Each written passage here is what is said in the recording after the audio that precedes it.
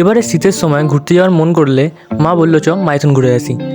মাইথনের কল্যাণেশ্বরী মন্দির, ড্যাম, ভান্ডারার মন্দিরের মতো জায়গাগুলো আমরা মেন দেখতে গেছিলাম।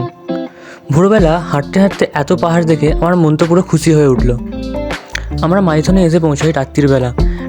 তাই জন্য আমরা বেশি কিছু না করে একটা হোটেল খুঁজে সেখানে আমরা স্টে করি। ভোরবেলা উঠেই আমরা মাইথনের ড্যামটা দেখার জন্য বেরিয়ে পড়ি।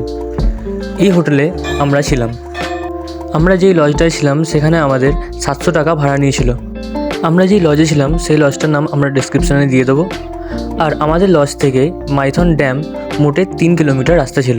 তাই ভোরবেলা হাঁটতে হাঁটতেই আমরা বেরিয়ে পড়ি। তোমরা চাইলে এখান থেকে বাস বা অটো ভাড়া করেও যেতে পারো। বেশিক্ষণের রাস্তা নয়, তাই হেঁটে যাওয়াটাই আমার মনে হয় ভালো। দেখতে পাচ্ছেন যেখানে ড্যাম আর পিকনিক স্পটের দুটো জায়গা আলাদা করে রেখেছে। এই রাস্তাটা এইদিকে যাচ্ছি যে এইদিকে ড্যাম পড়ে যাবে, চলুন এইদিকে যাওয়া যাক। আগে আমরা মাইথনটা ঘুরে আসি, তারপর ভান্ডারার পাহাড়, আর সেখান থেকে আমরা আবার ফেরার সময় মা কল্যাণেশ্বরের মন্দিরে ঢুকবো।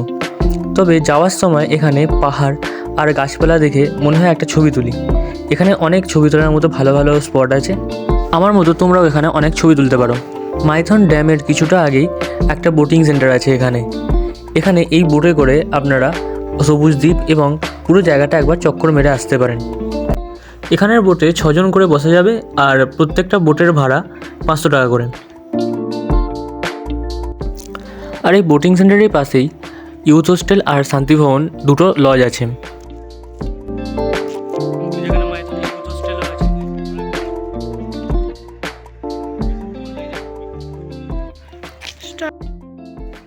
আর এখানে আমরা মাইথন ড্যামে এখন পৌঁছে গেছি।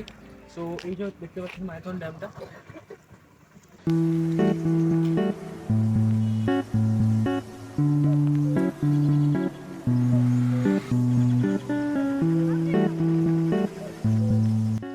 ড্যামের উপর থেকে নিচে দেখলে আমরা জলবিদ্যুৎ কেন্দ্রটা দেখতে পাচ্ছি। এই জলবিদ্যুৎ কেন্দ্র আর আশেপাশের অঞ্চলগুলো দেখতে পুরো সিনেমার মতো লাগছিল।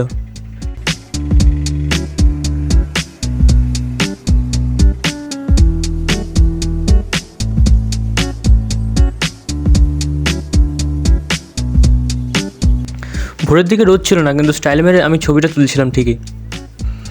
তারপরে মা অনেকক্ষণ ধরে দেখছে দেখে আমি আবার চুপচাপ হাঁটতে লাগলাম। এই ড্যামটা পেরোলেই ওই পাশে ঝাড়খণ্ড, তাই আমরা ড্যামটা পেরিয়ে ঝাড়খণ্ডের দিকে যাচ্ছিলাম। ড্যাম পেরোতেই ওপাশে নিচের দিকে নেমে একটা সুন্দর বন জঙ্গলে ঘেরা জায়গা ছিল। একটু যেতেই আমরা দেখলাম এখান থেকে ড্যামের ভিউটা আরও ভালো লাগছে, তাই ছবিটা তোলা চলেই। ড্যামটার কাছে থাকতে ভালোই লাগছিল, কিন্তু আমরা তাড়াতাড়ি ফিরতে লাগলাম, কারণ আবার এখানে কল্যাণেশ্বরের মন্দির আর ভান্ডারের মন্দিরও দেখতে হতো। তাছাড়াও আমি এখানে এসেছিলাম রেজাল্ট আনতে। আমি এখানে আসানসোল কলেজ থেকে ট্রান্সফার নিয়ে গেছিলাম না, তাই ফার্স্ট সেমিস্টার সেকেন্ড সেমিস্টারের রেজাল্টটা আমার এখানেই পড়েছিল। পায়ের জুতো খুলে আমরা ভান্ডারের মন্দিরে উঠতে লাগলাম। যেখান থেকে আমরা পুজোর ডালায় নিয়েছিলাম সে বলল যে এখানে নাকি 300-র ওপরে সিঁড়ি আছে, তাই আমরা তাড়াতাড়ি করে উঠতে লাগলাম। অনেকটা সিঁড়ি ওঠার পরে আমরা একটু হাঁপিয়ে গেছিলাম, তাই তাড়াতাড়ি চাইলেও আমরা তাড়াতাড়ি উঠতে পারছিলাম না। আর তাছাড়াও আমার মা আর বোন অনেকটা পিছনে পড়ে গেছিলো। তো গাইজ, আমরা এই যে মন্দিরে পৌঁছে গেছি, এখান থেকে ওখানে পুরো মাইথন ড্যামটা দেখা যাচ্ছে।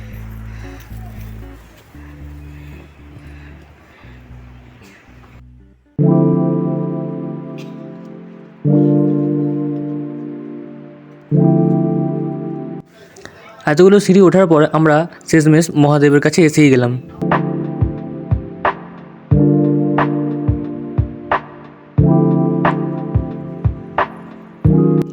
এবার আমরা তাড়াতাড়ি হোটেলে যাব এবং সেখান থেকে আমার জিনিসপত্র একেবারে বার করে নিয়ে কল্যাণেশ্বরী মন্দিরে যাব। আর এটা মা কল্যাণেশ্বরী হোটেল, আর এখানে আমাদের 800 টাকা নিয়েছিল একটা ঘর ভাড়া।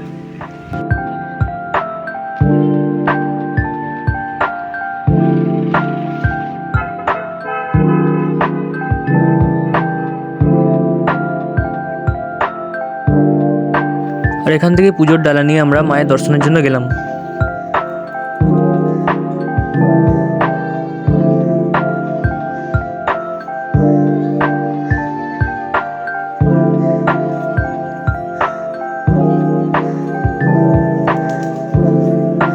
মতো অনেকজনই মায়ের দর্শনের জন্য অধীর আগ্রহে দাঁড়িয়েছিল। সবার সঙ্গেই আমরা তাই জন্য আবার লাইনে দাঁড়িয়ে পড়লাম।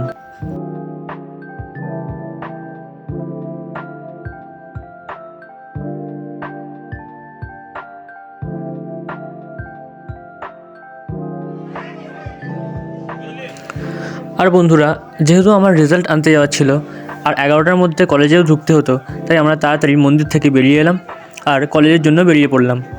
আর আজকে এটুকুই, আবার দেখা হচ্ছে পরের ভিডিওতে। সো বন্ধুরা, যদি আমাদের এই ভিডিওটি ভালো লেগে থাকে তাহলে তাড়াতাড়ি এই চ্যানেলটা সাবস্ক্রাইব করে নাও আরও এরকম ব্লগ পাওয়ার জন্য।